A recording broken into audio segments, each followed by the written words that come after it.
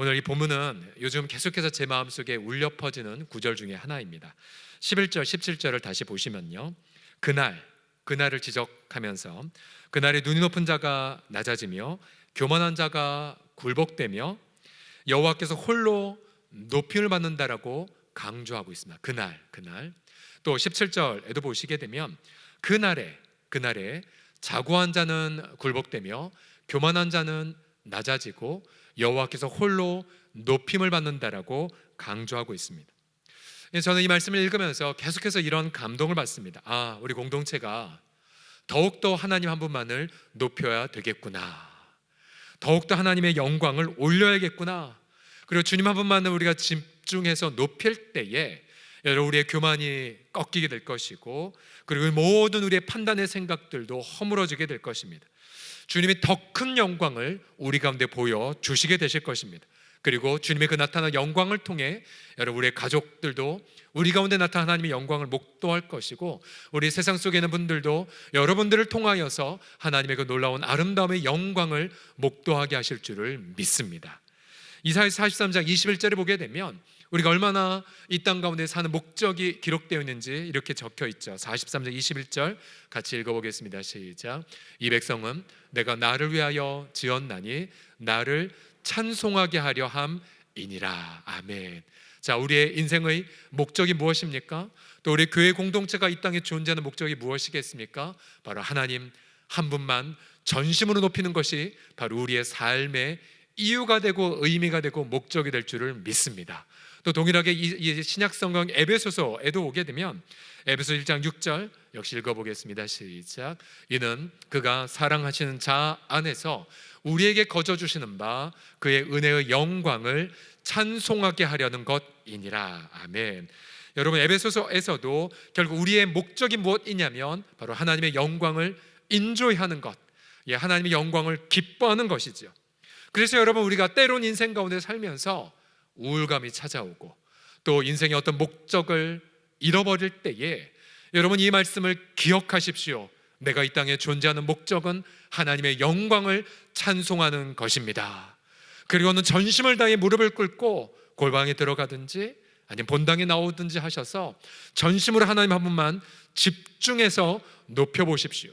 여러분, 하나님 한 분만 전심으로 높이게 되면 교만한 생각들이 다 사라지게 되고 우리 하나님의 영광으로 인하여 우리의 영혼이 온전하게 회복되게 되실 것입니다. 자, 특별히 우리 공동체가 지난 우리가 주일날 2차 임시작 선거를 여러분 실시했습니다. 여러분 다 홈페이지에서 통해서 보셨겠지만 여러분 5월 달부터 선거의 명부 확인하고 또 금식도 여러 번 하고 정말 간절하게 기도를 했었죠. 그러면서 그 결과 우리가 장로 2분을 또 안수집사 5분을 또 권사님 15분을 피택하게 되었습니다. 그리고 이제 내일 모레 3차 선거를 통하여서 나머지 안수자 10분 또 우리 권사님 15분을 더 세울 예정입니다. 이제 선거의 과정을 모두 다 마치고 우리 장로님들과 함께 우리 당연도 굉장히 신세대여서 벌써 2주째 연속으로 햄버거를 계속 드시고 콜라와 햄버거를 계속 드시면서 선거 결과를 함께 반출을 했었고요. 그러면서 마무리하면서 우리가 이러한 고백을 했습니다. 하나님 한 분에게만 영광을 올려 드리나이다 라고요. 하나님 한 분에게만. 여러분, 우리가 기도했고 여러분들이 체크했지만 그러나 교회의 머리 되신 그리스도께서 친히 자신의 영광을 여러분 모든 선거의 과정과 결과를 통하여 드러내신 것을 믿습니다. 하나님 한 분에게만 영광을 돌리는 것. 그래서 여러분, 지난 코로나 기간 동안 마음고생한 성도들을 우리 주님이 사실은 터치하셨고요. 또한 저는 기대합니다. 이 종들이 복음 전도와 목양을 위하여 더욱더 아름답게 그렇게 사랑의 메신저가 되게 되실 것입니다. 그러면 저는 주중에 말씀 묵상을 하면서 이러한 하나님의 음성도 들었어요. 시편 148편 14절을 보시게 되면 그가 그의 백성의 뿔을 높이셨으니 그는 모든 성도 곧 그를 가까이 하는 백성 이스라엘 자손의 찬양 받으실 이시로다. 할렐루야 라고 기록되어 있습니다. 여러분, 여기서 백성의 뿔이란 백성의 영향력을 상징하죠. 즉 하나님 나라의 지도력을 발휘하는 것을 뿔로 상징하고 있는데, 여러분 이번 임자 선거를 통하여서 하나님은 역시 이 땅에 있는 서롱성에 있는 언약 백성들의 뿔도 높여 주셨습니다. 믿으십니까? 여러분 믿으셔야 돼요. 주님이 그렇게 높여주셨어요. 그러면서 여러분 공동체가 성숙되고 또 공동체의 영향력이 더욱더 확장된 은혜도 경험하였습니다. 여러분 믿으십니까? 여러분 이게 하나님의 포커스예요. 다른 생각 다 치우셔야 돼요. 하나님이 그렇게 행하셨어요. 그래서 우리는 기도해요. 사도행전의 6장의 말씀처럼 여러분 목양의 종들을 세우자 하나님 말씀이 더욱더 흥황하게 되었죠. 그리고 전도의 열매가 맺혀졌고 그리고 완고한 제사장인 무리도 복음 앞에 복종하게 되었습니다. 자, 저는 이제 하나님만이 친히 주관하시고 하나님 한 분만 영광을 받아야 될 모든 인자선거의 과정과 결과를 통하여서 여러분 말씀이 더욱더 우리 공동체에 흥황하기를 축복합니다. 여러분 전도의 문이 더욱더 활짝 열려지기를 축복합니다. 완고한 무리들도 예수님의 이름 앞에 굴복되는 그러한 하반기가 되기를 예수 그리스도의 이름으로 간절히 축복합니다. 여러분 이게 포커스예요. 이게 초점이에요. 물론 때로는 교회 공동체가 여러분 예배에 집중 못할 때가 있어요. 여러분 하나님 한 분만을 높이는 데에 어려움을 겪을 때가 여러분 종종 있습니다. 여러분 무언가 하나님의 행하신 일들을 우리가 함께 경험을 했는데 그런데 바로 그 직후가 굉장히 위험할 때 있죠. 왜냐하면 저와 여러분들은 너무나 연약해서 여러분 하나님의 행하신 일에 집중하지 않아요. 왜 그런 줄 아십니까?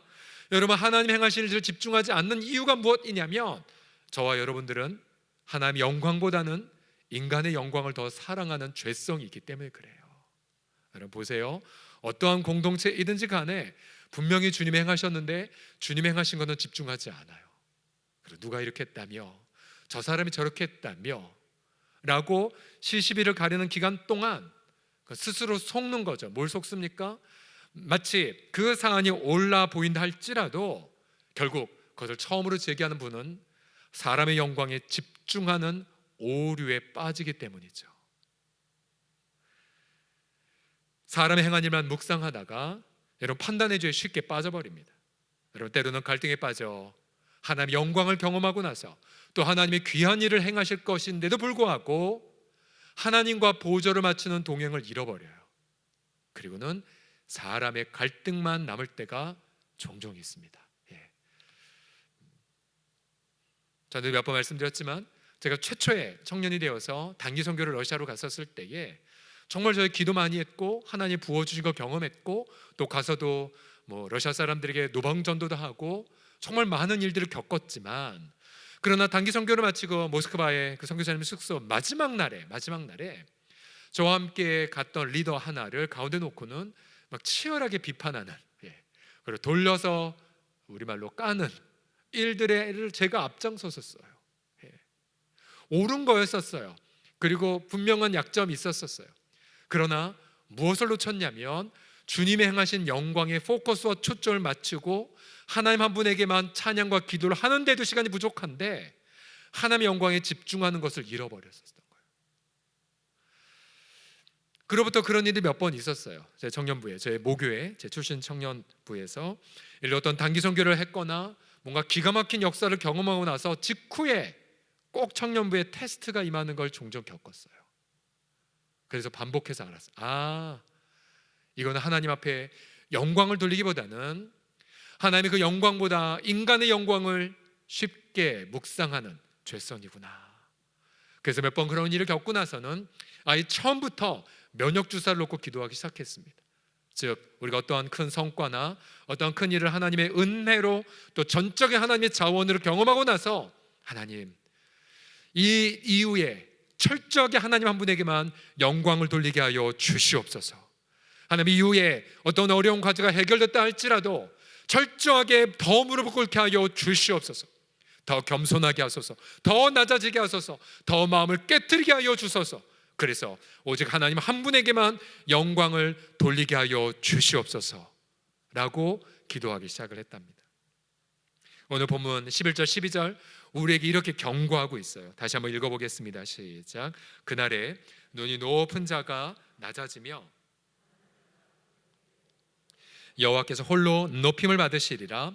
대저 만군의 여호와의 날이 모든 교만한 자와 거만한 자와 자고한 자에게 임하리니 그들이 낮아지리라. 보세요. 반복해서 교만한 자가 굴복되리라. 또 12절에도 교만한 자와 거만한 자와 자고한 자, 모두 다 하나님 영광보다 인간의 영광을 돌리는 속성을, 죄성을 다양한 단어로 묘사한 거죠. 여러분, 교만한 자들, 그들은 한마디로 말하면 여러분 하나님의 영광보다 자기 자신을 자랑하는 자들이죠. 근데 여러분, 우리가 3주년에도 나누었지만 여러분, 자신의 잘한 것을 자랑하는 것 안에는 자신이 행한 의의 행위도 포함이 됩니다. 내가 이렇게 기도했더니, 내가 이렇게 바쳤더니, 내가 이렇게 무릎 꿇었더니, 내 때에는 말이야 그렇게 아무것도 없었지만 그렇게 기도해서 이렇게 되었어 라고 하면서 자기 의만을 나으라는 태도도 교만인 거죠. 교만. 그들은 다른 사람의 행한 일에 관심이 전혀 없어요. 그들은 자신이 행한 선한 일만을 나으라고 자랑합니다. 그리고 그 속에 자신의 생각과 판단을 중요하게 여깁니다. 그리고 그들의 생각이 아무리 옳다 하더라도 여러분, 그들의 중심은 하나님의 영광에 관심이 없어요. 온통 사람의 행한 일에 대한 판단만 가득해버립니다. 여러분, 성경은 분명히 선포하죠. 예레미야 9장 23절 보시게 되면 여호와께서 이와 같이 말씀하시되 지혜로운 자는 그의 지혜를 자랑하지 말라. 용사는 그의 용맹을 자랑하지 말라. 부자는 그의 부함을 자랑하지 말라. 여러분, 지혜나 용맹이나 부함 그 자체는 선한 걸 수 있어요. 그러나 만약 그 중심에 하나님 한 분만을 높이는 것이 사라지고 내가만 들어갔다면 여러분, 이것 자체는 교만이고 악에 빠지는 거죠. 그래서 예레미야 9장 24절에는 이것을 자랑할 것을 말합니다. 천천히 읽어보겠습니다. 9장 24절 시작. 자랑하는 자는 이것으로 자랑할지니 곧 명철하여 나를 아는 것과 나 여호와는 사랑과 정의와 공의를 땅에 행하는 자인 줄 깨닫는 것이라. 나는 이 일을 기뻐하노라. 여호와의 말씀이니라. 아멘. 아멘. 저는 간절하게 사모하고 기도합니다. 저를 비롯해서 우리 사랑하는 금요심야의 우리 모든 기도의 식구들이요, 우리가 오직 하나님만을 자랑하는 겸손한 자들이 되기를 예수님의 이름으로 축복합니다. 하나님만을 자랑하고 또 우리 하나님의 행하신 그 일들을 자랑하는, 그 속에서 조금이라도 내를 드러내는 것이 아니라 하나님의 영광만 높이는 겸손한 예배자들 다 되기를 예수님의 이름으로 축복합니다.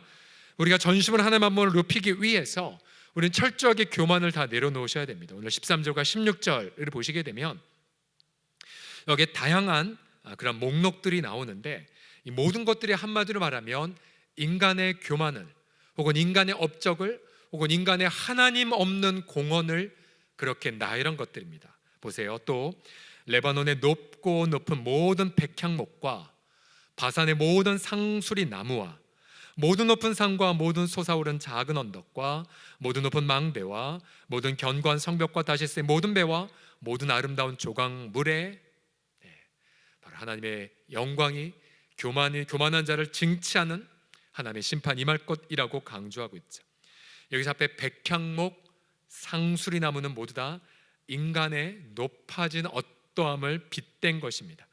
가령 바로 앞에 1장 29절 30절에 보시게 되면 너희가 기뻐하던 상수리 나무로 말미암아 너희가 부끄러움을 당할 것이요 너희가 택한 동산으로 말미암아 수치를 당할 것이며 넌 잎사귀 마른 상수리 나무 같을 것이요 물 없는 동산 같을 것이라고 경고하고 있습니다. 그러니까 상수리 나무, 백향목 모두 인간의 교만을 빗댄 것이고요, 또 높은 산, 작은 언덕, 이것도 역시 모두 다 인간이 높아진 교만을 상징합니다. 높은 망대, 견고한 성벽, 다시스의 모든 배, 아름다운 조각물, 모두 다 인간의 건축물들이죠. 여러분, 높은 망대, 견고한 성벽, 요즘 말하면 하나님 없이 올라가는 높은 마천루, 하나님을 뺀 모든 기념물들, 하나님을 뺀 모든 인간의 어떤 정치적 프로젝트들, 이런 다시스의 모든 배, 역시 하나님 없는 모든 인간의 부하려는 어떤 경제활동의 모든 것들을 상징하죠. 여러분 모든 부분들이, 이런 모든 인간의 교만들이 여러분 그날에 다 와르르 무너지게 됩니다. 17절 다시 한번 보십시오. 그날에 자고한 자는 굴복되며 교만한 자는 낮아지고 여호와께서 홀로 높임을 받으실 것이요. 여러분 아직 그날은 도래하지 않았어요. 그래서 우리는 여전히 뉴스만 틀면 교만한 자의 성벽 올라감, 교만한 자의 다시스 배를 우리는 항상 광고를 통해서든 정치인의 입을 통해서든 항상 보게 됩니다.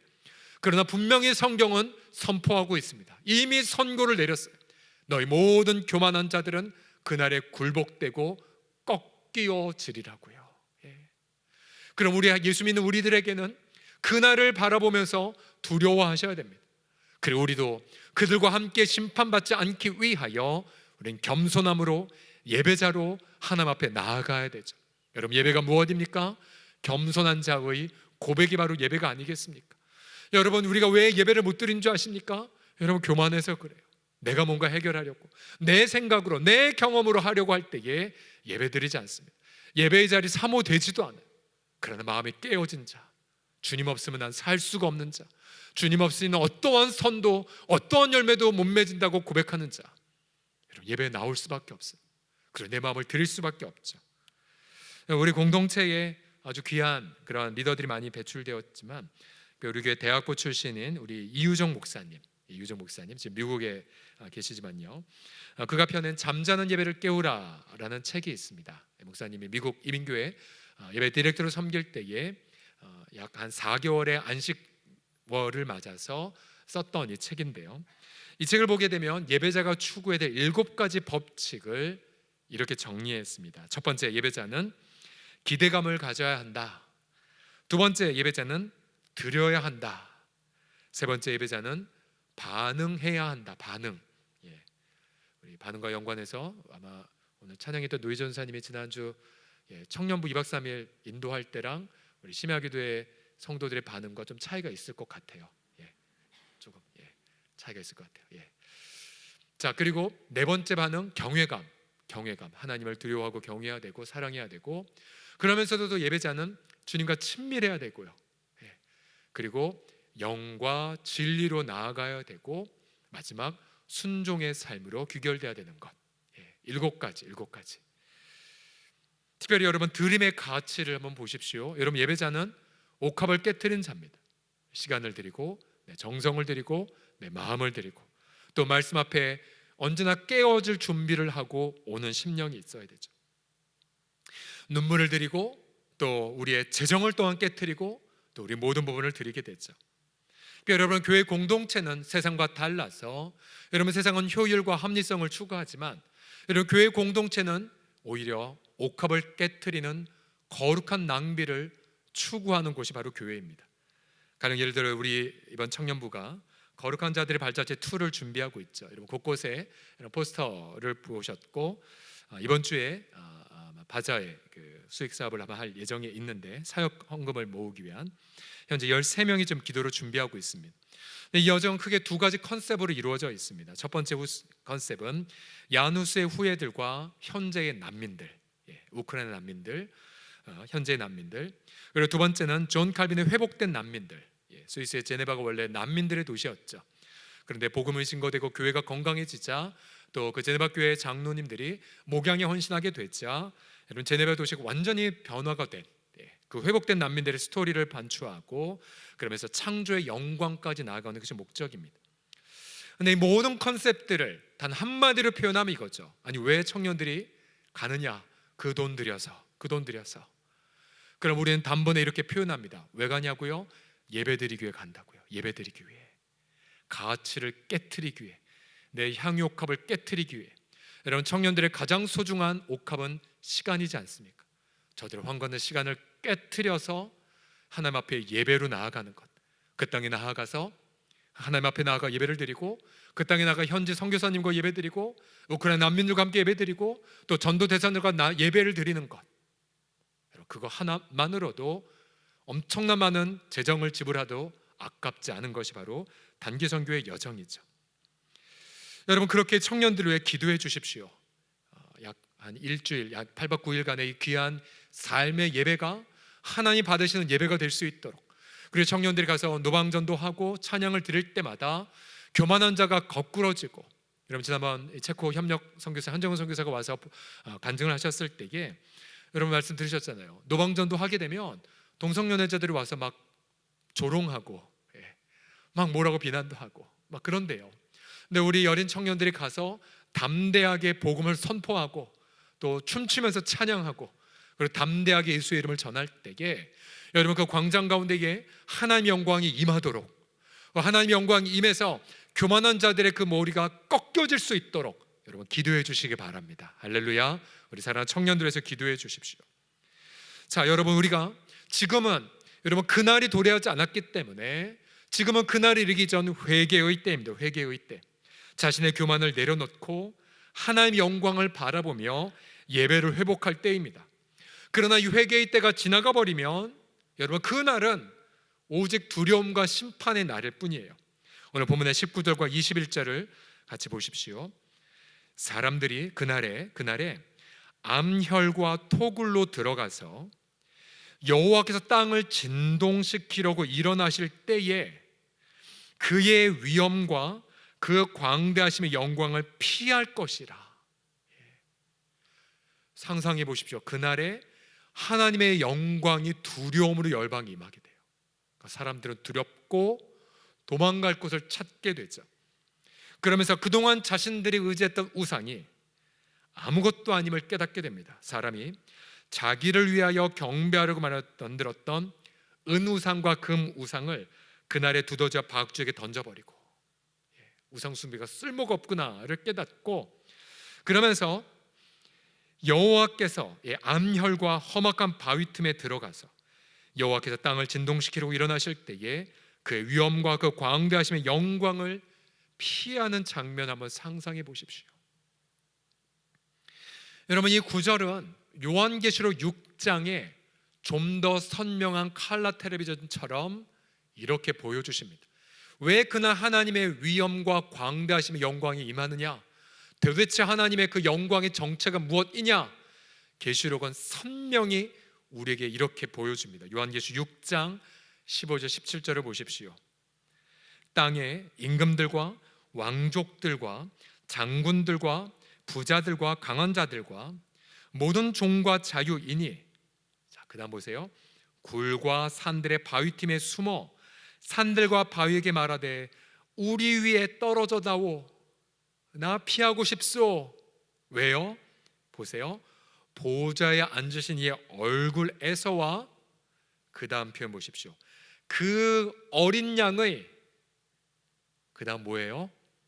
자비예요? 사랑이에요? 은혜예요? 아니에요. 진노예요. 진노. 어린 양의 진노. 그 어린 양의 진노에서 우리를 제발 가려다오. 그들의 진노의 큰 날이 이르렀으니 누가 능히 서리오 하리라. 여러분 지금 어린 양 예수 그리스도는 눈물로 열방이 회개하기를 기도하고 계세요. 그리고 우리가 겸비하여 마음이 깨어진 채로 주 앞에 언제든지 나갈 때마다 사랑스러운 눈물로, 사랑스러운 미소로 우리 안아주세요. 회개의 때이기 때문에. 그러나 이 회개의 때가 끝나는 때가 곧 다가옵니다. 여러분 그러면 그때는 우상을 버리는, 이제 나 후회해, 난 잘못 살아서 후회해도 회개의 기회를 영원히 상실합니다. 마치 야고보의 쌍둥이형 에서가 아무리 통곡해도 회개의 기회를 영원히 잃어버린 것처럼요. 얼마나 두려워요. 얼마나 두려워요. 그날의 하나님의 영광의 모습은 두 가지죠. 보좌에 앉으신 하나님, 그리고 어린 양의 진노하시는 예수님. 여러분 그날이 바로 교만이 꺾여지고 그리고 모든 자고한 자를 굴복되는 날이에요. 여러분 결국 우리는 그 날을 두렵고 떨림으로 바라보셔야만 해요. 진노의 날이 하루도 다가왔다는 사실을. 그래서 우리는 우리 주변에 예수 믿지 않는 분들에게 사랑의 마음으로 또 겸손한 태도로 그러나 다가올 진실을 결코 감추지 말아야 되죠. 그렇게 사랑 가득한 자기의 생명을 바치신 이가 이제 회개의 때가 끝나게 되면 진노의 얼굴로 임하게 되신다는 걸요. 그 입에서 나오는 철장으로 열방을 부수고 깨트리시게 된다라는 걸요. 그래서 우리도 그 심판의 때를 묵상하면서 우리는 오늘 회개의 반응으로 아버지 앞에 나아가만 합니다. 똑같이 계시록에 회개하지 않은 자들은 진노에서 우리를 도망가게 하라라고 벌벌 떨지만, 그러나 바로 한 장 앞에는 계시록 5장에서는 구원받은 자들이 어떻게 하나님을 찬미하고 있습니까? 요한계시록 5장 13절 다 같이 읽어보죠. 시작. 보좌에 앉으신 이와 어린 양에게 찬송과 존귀와 영광과 권능을 세세토록 돌릴지어다. 아멘. 아멘. 이들은 기쁨으로 예수님의 얼굴을 바라보고 있어요. 이들은 자신의 눈의 눈물을 어린 양이 친히 닦아주시는 걸 경험합니다.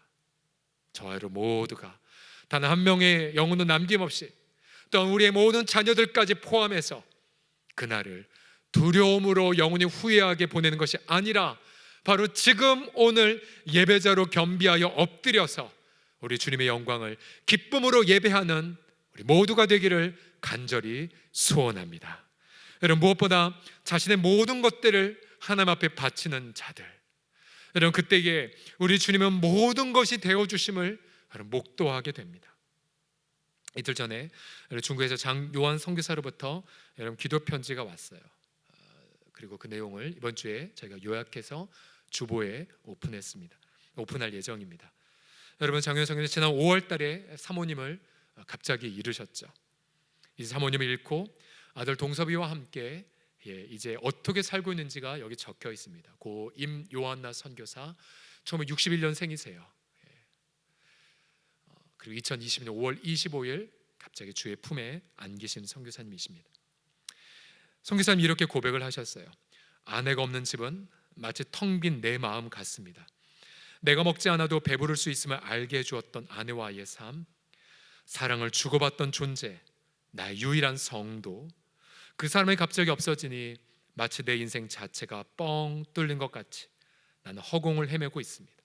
몸만 숨쉬며 사는 것 같은 나날입니다.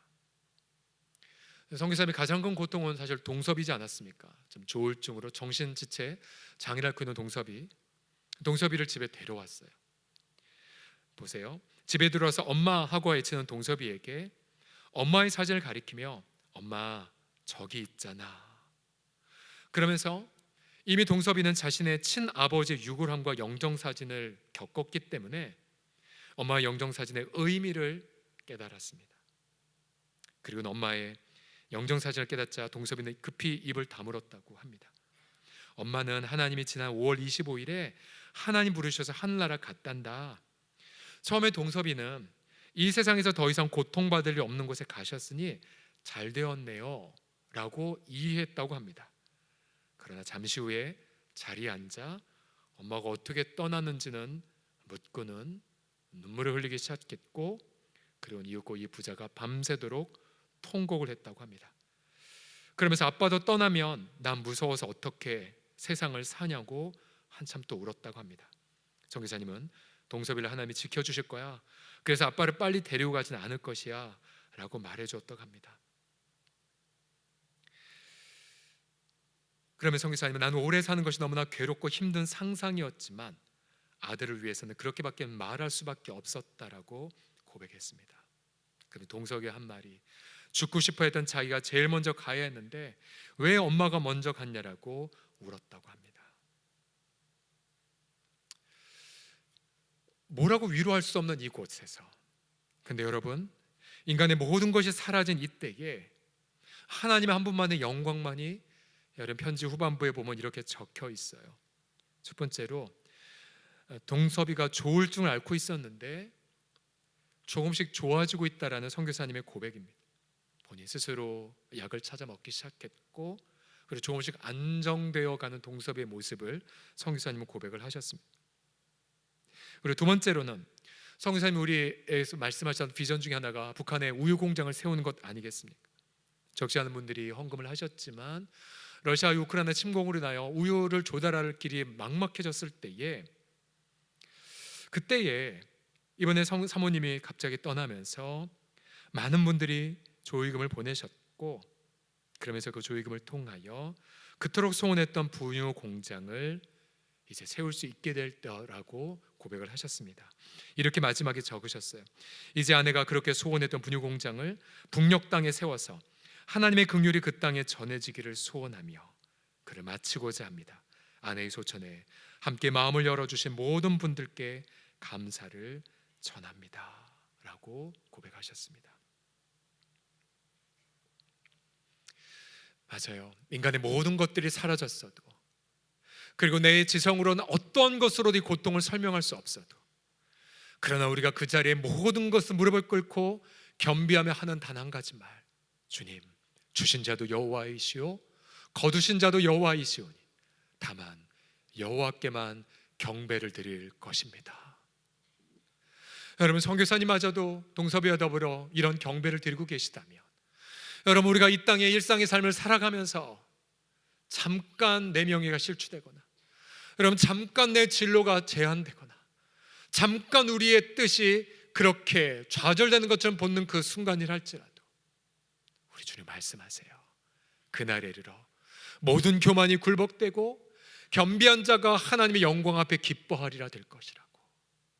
나와 더불어 일상의 삶에 여러 연단과 작은 고난의 의미 속에서도 제발 내 사랑하는 아들과 내 딸들아 예배자가 되어다오. 여러분, 저와 여러분이 이사야서에서 울려 퍼지는 그 음성을 마음속에 깊이 가다듬으시고 겸손한 예배자들, 이 여름을 겸손한 예배로 시원하게 채워가시기를 우리 주의 이름으로 간절히 부탁드립니다.